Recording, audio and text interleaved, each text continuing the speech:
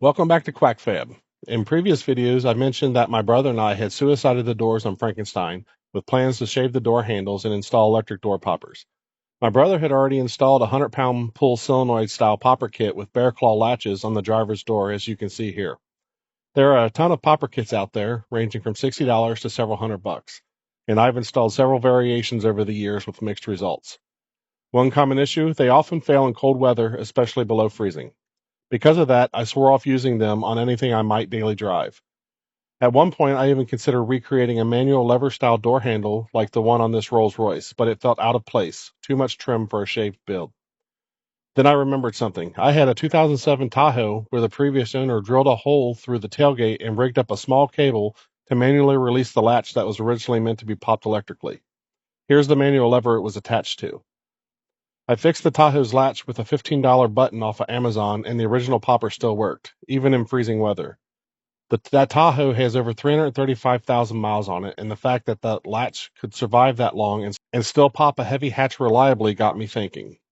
What if I used the latches as door poppers? I jumped on Rock Auto to grab a couple, only to find out that even the cheapest ones were over $100 a piece.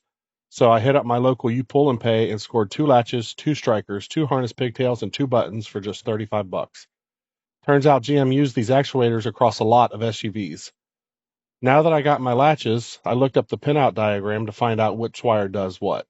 So in the picture here, the green wire with the green arrow, it's a 12-volt positive. The black wire, the one with the red arrow, is the ground, and the two marked with the yellow arrows is a closed circuit when the latch is open. It's perfect for a dome light or a door ajar indicator. Once the wiring made sense, it was time to mount the actuators. I cut a hole, and I left tabs for mounting, then mocked everything up using a Milwaukee M12 battery and a button for test function. I slammed it, pulled on it, pressed the button. It worked even better than I'd hoped. Next, I made cardboard templates cut out of steel panels to enclose the actuator. I welded them in place and hit them with primer and black paint. Then I repeated the process on the passenger side.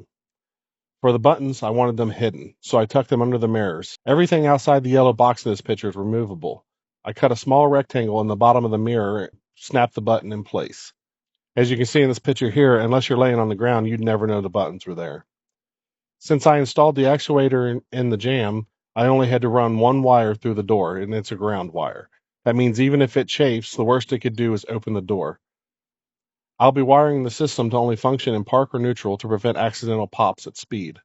I'm also adding a manual release cable under the dash on each side and hiding a separate manual release outside the truck in case the battery dies.